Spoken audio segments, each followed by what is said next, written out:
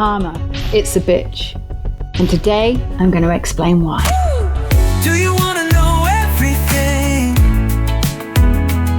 What your heart won't say, but your soul can sing. From love to loss and the space between, she's got the light to lift the unseen. Hope, healing, and transformation. Do you want to know everything?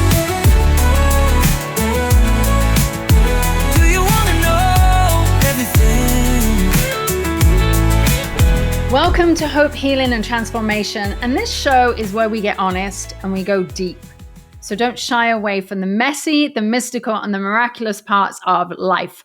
My name is Lisa Williams, and today we're going to be talking about something that's kind of twisted, a little bit glamorized, and completely misunderstood. That is karma. So let's just say that karma does get this bad rap. It's kind of become, I don't know, something that everybody tags on to. Oh, she cheated. Oh, girl, karma's going to bite her in the butt. All of this. Or he lied to me. Karma will get him. Now, how many times have you said that? Honestly, trust me, I've said it. I've said karma's a bitch many, many times.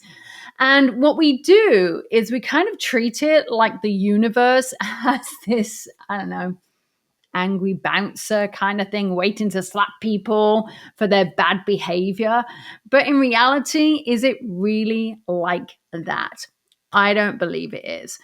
Karma is not this petty punishment. It's not revenge. It's not even about this life. And that's important because we're going to be discussing past lives in this episode here because karma is sacred.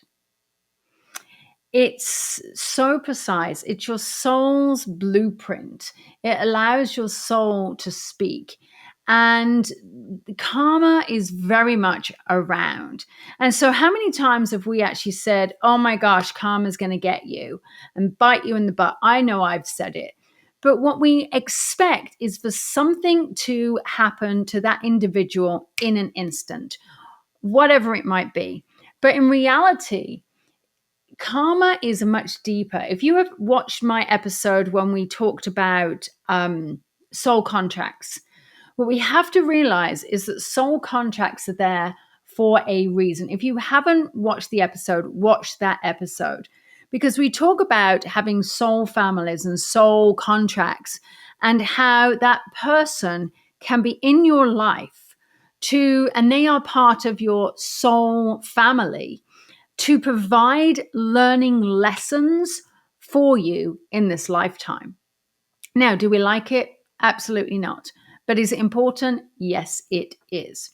So I want to go into this right now. And it all came out because I had this session about life between lives recently. And what this was, it was a deep meditation. I was in this meditation space for about 2.5, 3 hours with somebody asking me all these questions. And it was unbelievable. Absolutely unbelievable. And so a lot of things that were asked, and I'm still waiting for the recording of it. But afterwards, I scribbled down as much as I could remember. And I also had a little bit of a recording going on, and it only recorded for a period of time. But it was super powerful. But here's the thing. Let's look at karma in the world right now. So if we're paying attention to the world right now, there are wars, there are injustices, there are extreme ideologies, there are environmental disasters, there's divisions in families over beliefs. There is an absolute crumbling of what we once saw as truth. You see, karma isn't just playing out individually. I believe it's written and it's being played out across the collective page of humanity. It's really important, and we're going to dive deep into this because we have to understand that this karma is a lesson that we need to understand. So let's understand it a little bit more and let's look at what karma is. So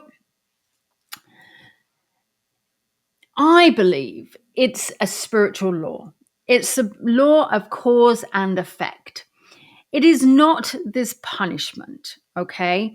So we're not being punished because something has happened. It's not this spiritual playback. Simply every thought, every action, every intention that we have, that you have, is sent out into the energy of the universe. And that energy wants to return home. It wants completion. It wants balance. And so when we have this energy, when we have this energy that comes out, what is happening is we're allowing this energy to go out without sometimes any thought. And so when we're doing that, it goes out, it ripples out into the universe. Maybe even someone picks up on that idea or picks up on that energy. And that energy wants that completion. It's not always immediate, and it's not always fair by some of our standards. I mean, it really isn't. And it's not always personal, but it is very sacred. And it's in that sacred space that we have to honor it. So let me take it a little bit further, okay? So when we are looking at something that is fair, it is, why is my house not selling? Or why did I lose my job? Or why did this happen? Well, we have to understand that, yes, while it's personal to us, there is a deeper reason for this to happen. There is a reason why we have been born into a family. Why were we born into a religion? Why were we born into a community? And it's about understanding that we have these past lives and we have to balance karma. Some people have talked about that. And it's only through my channelings that I have been able to really understand this.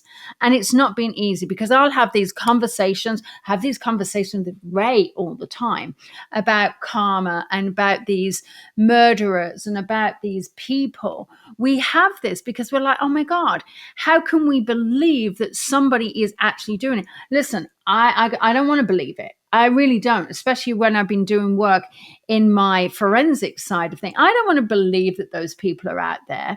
But there is this karma balance of knowing that they are going to get their comeuppance, as we say in the UK, their karma, but also recognizing what the bigger life lesson is, because this is a bigger life lesson. This is a much bigger lesson that we could ever imagine. And karma isn't always just for you. It affects family lines. It affects communities. It affects cultures and countries and generations and these entire systems that are out there.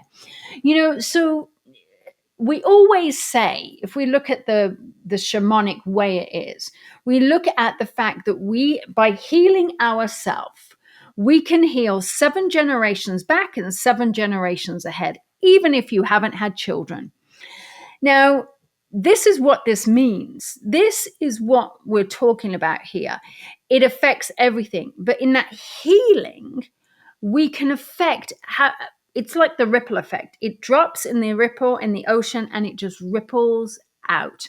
And if we really look about what is happening, and I wanted to really go here because we're in a very, very strong political climate right now. If we really look at what's happening in the world right now, we've got Israel and Palestine, we've got the Ukraine and Russia, we've got global economic sort of like disparity. It is becoming this mess. We have got social unrest. There is a decline in the trust of governments all over the place. And I'm not just talking America. There's a lot of distrust. The climate crisis, is this karma reaching its point? Is this karma rising? This is the question. Because when we look at it, and I've done a little bit of channeling in this area, and I've really thought about it, and I wanted to really acknowledge this. I don't think that these are just political problems.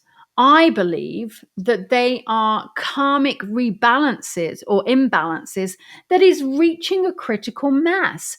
And it is this soul or this global soul reckoning as such. And listen, I could get a lot of people coming at me right now, and I'm okay with that. And before you sort of like going, start going at me, it doesn't mean that people are suffering through war and poverty deserve to have what is happening to them. Absolutely not. That's not actually how karma works, okay? Recently, you may have heard me talking about how I love spiders, okay? I love spiders. And we talked with Ray and I, we talked recently on a podcast where I love a web. I love to see a web being built. And if you've ever watched the intricacy of a spider building its web, you will see how fine it is, how accurate it is, how with deep concentration, deep perfection, that this spider builds the web very, very carefully and very clearly. It is not a one-way thing. All right. A web, it's interwoven. It's got this intricacy. And I would say karma is like a web here. It's not a one lane highway. It's not this one straight road. What we're doing is sometimes when we're dealing with karma is that we're clearing up what other people refuse to deal with. I recently did a podcast on journaling. And when we are not writing it down and we are holding things in, we are sending energy out into the universe and we are letting people latch onto the energy. I choose how I'm going to share my energy with all of you. You cannot say to me that you are not picking up on my energy right now or my sound of my voice or what is going on, because you are. And what we're doing is when people are hiding and they are not ready to deal with information or they're not ready to deal with their own stuff, then it becomes painful. And sometimes when we are in that pain, our pain becomes this collective wake-up call. So this is where karma, we all have a role to play in this karmic space right now. Every single one of us.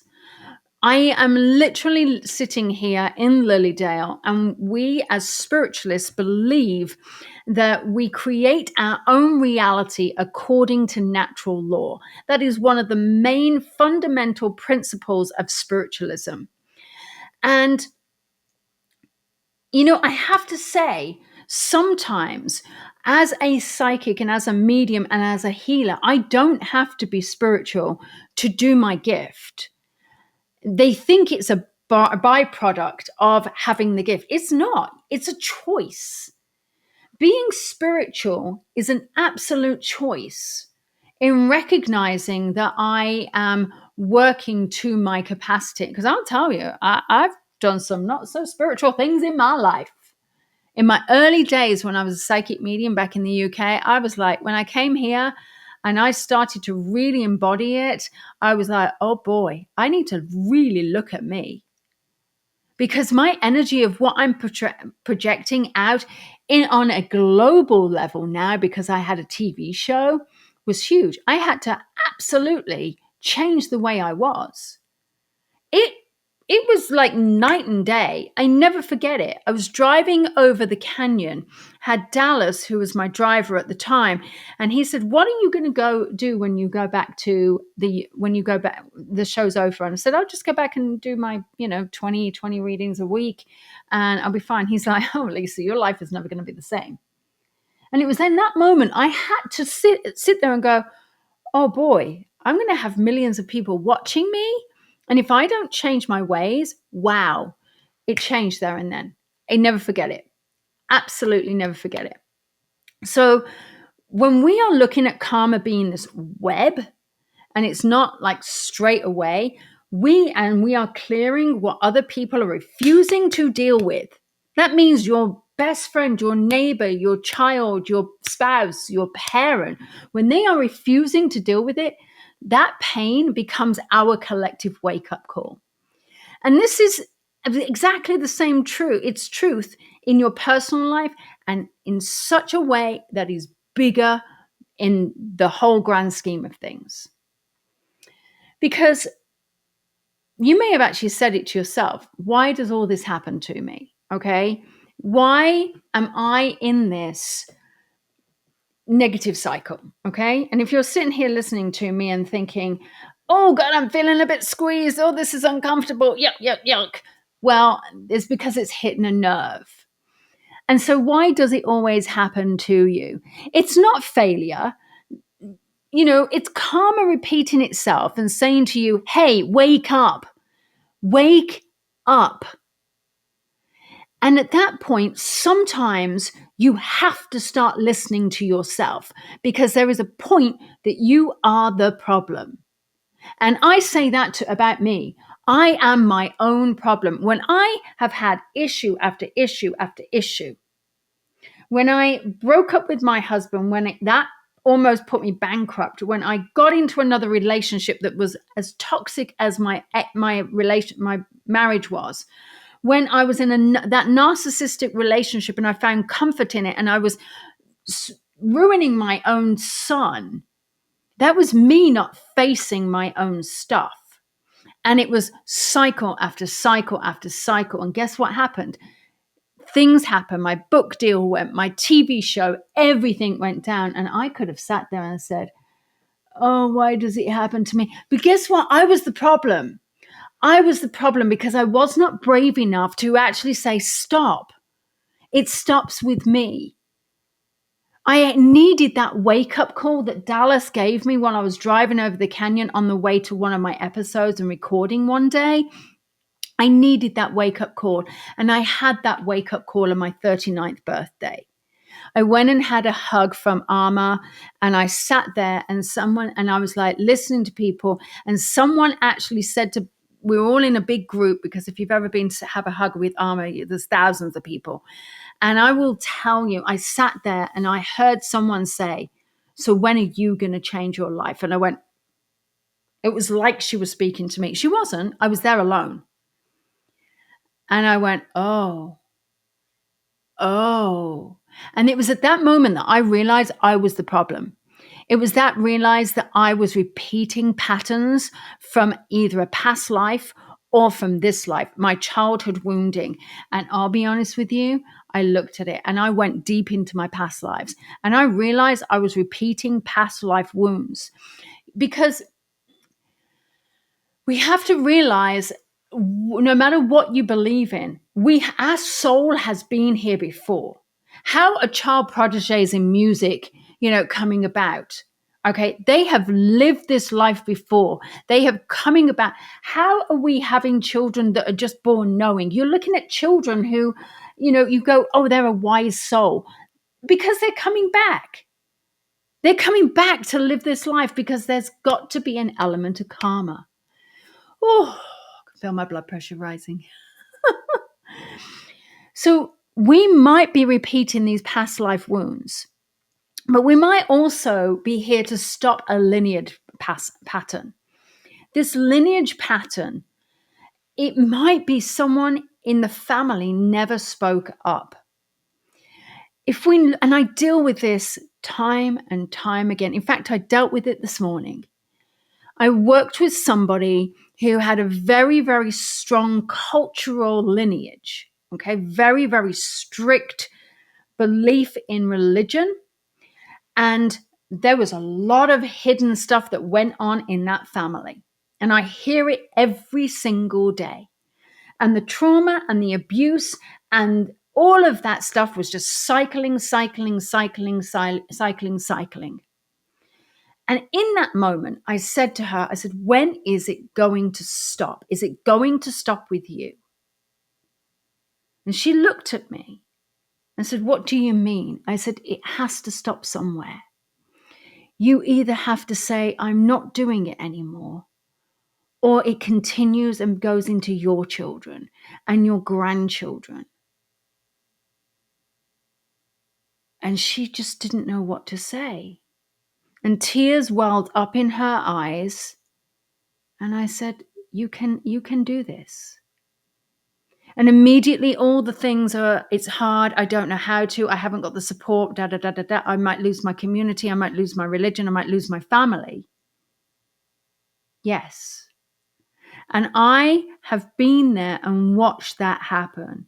I have helped so many people in that space where people are, they have lost their friends, they have lost their family, they've lost their religion, they've lost the people that they really needed because they stepped away from a cycle of abuse. And maybe no one ever spoke up in that family, but then you did. Maybe everyone in your family had silence. And maybe whatever it is, maybe every man before you avoided this softness. They're connecting to their femininity and becoming soft, and they were hard. Who knows? Who knows what it is? But at the end of the day, this cycle is going on. And I have to say, maybe in a past life, you were the perpetrator. And maybe this time you're the one that's carrying the pain, not the punishment, but as an opportunity to actually heal this cycle. It is so deep. It is deep, woven into this intricate web of life. You know, we can talk past lives because past lives are absolutely important. When I did this life between lives, I was like, I want to find out the reason why I'm on this earth. I want to find out the reason, what my biggest lesson was. And boy, did I find it. And it scared the living crap out of me. And I recognized what it was. And then I was shown this past life, which I can't even remember at the moment. But this past life was so powerful that it made me go, wow. In fact, I'm racking my brain to remember what it was, but this past life was so powerful. And it was all about conflict. It was about reality.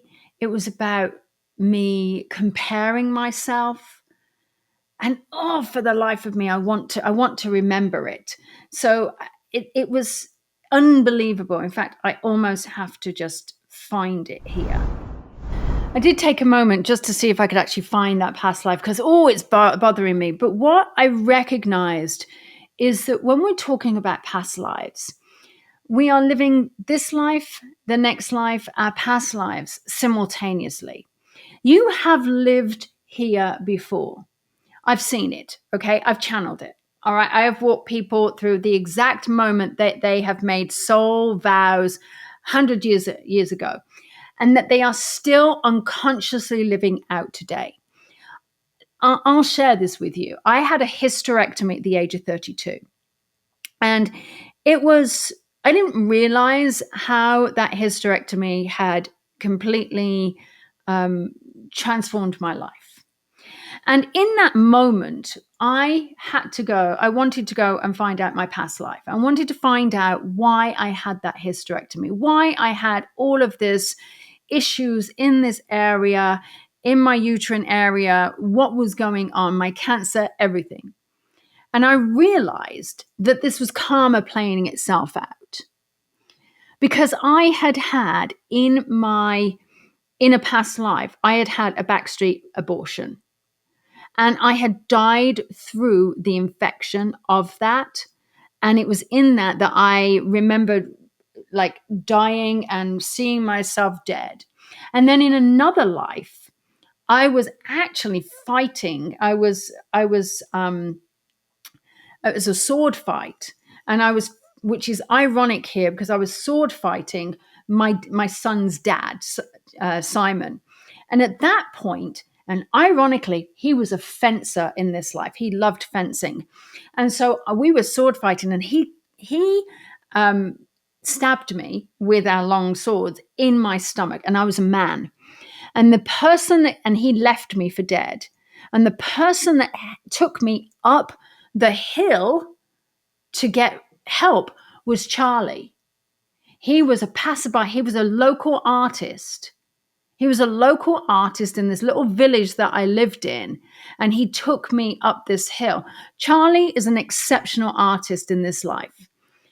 And it was so bizarre how this came about, because this was karma balancing itself. All of these issues that I had in that area, but they made sure that I had a child in this life.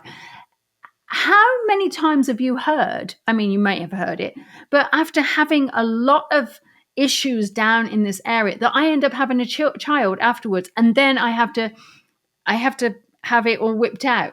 Seriously, it is unheard of when you have the amount of problems that I had in my health in this area that I then have a child. Unbelievable. But what those things I was still playing out unconsciously in today. So when we look at it, we have to recognize that there is definitely karmic issues that are going on. Think about it.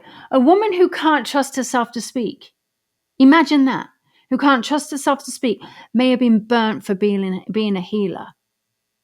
The man that sabotages every relationship in a past life, maybe he abandoned his wife and his child for personal gain. I remember having it done.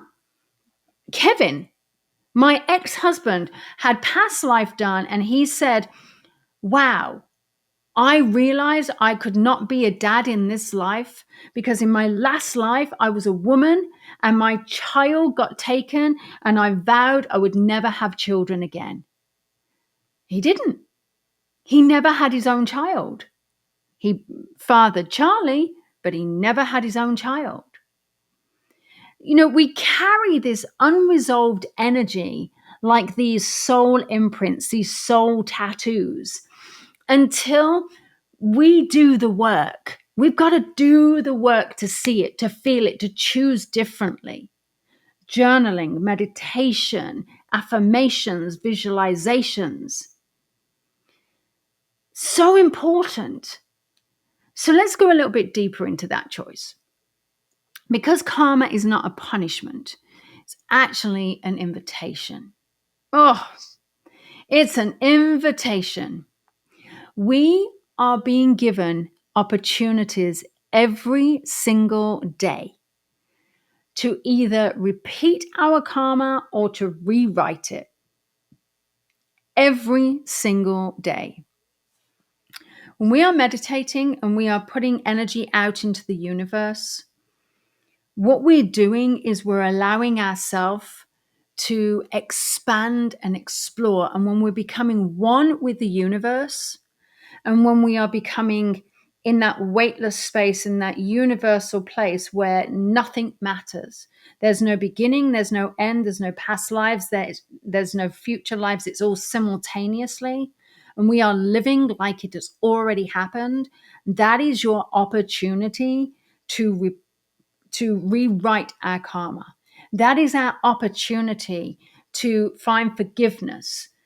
Every time you choose forgiveness instead of vengeance, every time you tell the truth instead of like shrinking and telling a little white lie, any time that you walk away from what you used to settle for, or any time that you speak out when silence is safer, you are breaking karmic loops. Just is. You are breaking those loops. When you actively get into that space of connecting to the universe and being in that place, and you are coming from true authenticity, and you are speaking up, you are being yourself, you are going in your in your alignment, when you are fully in alignment, you are breaking karma and you are showing up. Not just for you, but you're showing up for the universe. You're showing up, and that energy ripples out. It ripples out and other people feel it. And what you are doing is you are actually empowering other people to do exactly the same. Period. And those choices, they're going to shift everything. As I said, it's not just for you. It's for your soul. It's for the soul tribe. It's for your children. It's for your future incarnations. Your children's children's children. Children. It's for them. You are rewriting history and you are rewriting the future. So let's take a breath. Because it's big stuff. You know, it's really, really big stuff. And, you know, there's so many of us that are really weighted down right now. We're burnt out. We're disillusioned. We're grieving. Grief is so big out in the masses right now. The things that we can't even put a name to. We feel like, and you might feel like this right now, that our nervous system is carrying something ancient. We're carrying wisdom. We're carrying something and we feel so heavy because we are. It is ancient.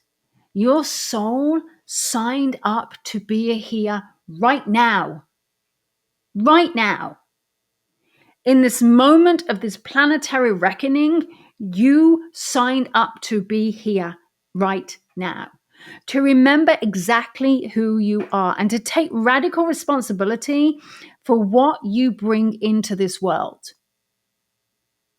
So, what do you bring into this world? You know, we can look at this. And karma asks, what kind of energy are you living by? So let's reflect this. All right. And maybe these are some opportunities for you to journal on this, for you to really ponder in these moments and sit and think. Where in your life are you waiting for something to change, but do the same thing over and over and over again? Where in your life are you waiting for something to change by doing the same thing over and over and over again? Next question. What are the patterns in your family line? What patterns in your family line are you tired of inheriting? What patterns in your family line are you tired of inheriting? And where do you continue to betray your truth in order to keep the peace? Where do you continue to betray your truth in order to keep the peace? And then what choices do you keep making that you know pull you out of alignment? And what stories are you still living that were never yours to begin with? They're lies. And here's the biggie. What if the struggle you're in right now is actually your greatest karmic opportunity? Not to suffer, but to elevate, to learn from, to be the one who stops it, who clears it, who makes a different choice so that your soul and others do not have to carry it around. That's spiritual leadership right there. Period. So look at it this way. Karma doesn't demand perfection. It asks for you to be present. It asks for presence, for breath. You don't have to get it all right. You just have to stop sleepwalking and going around life with blinkers on and hiding from the truth because you're not ready to see it. If you're in a cycle right now, one that is loud and painful and like, ugh, instead of asking, why me? Try asking, what is it here to teach me? What am I here to learn with this? Because when you learn from karma, it's going to stop repeating. And that, my friends, is magic. Magic. All right, my friends, that was kind of deep. I kind of got on my little soapbox here, kind of got myself all riled up. But I encourage you to share this one with anyone you know. Anyone that you think is walking through their own karmic lessons, their own karmic classroom, let it be a conversation. Let it be a spark in this awakening. And remember that this is your opportunity to heal in life. It gives you echoes throughout eternity. You have the complete power and you have the choice. And your soul is cheering you on deep down. So what are you going to do? I want you to think about it. I've created some journaling prompts. I've created a little workbook for you to download. Click the link in the show notes. It will direct you to my website. You can go to lisawilliams.com/free gift. We'll have it on there as well. So we'll also have it in the show notes. Do the work. Because remember, your energy affects everything around you, that then affects everything around them, that then affects a bigger picture, and it ripples out into the world. So until next time, start looking at yourself. Recognize that we're all in control of our own hope, our own healing, and our own transformation. And I wish you so much love and luck in getting all that you want in the world. And let's bring together a world of peace. I'll see you all again next time.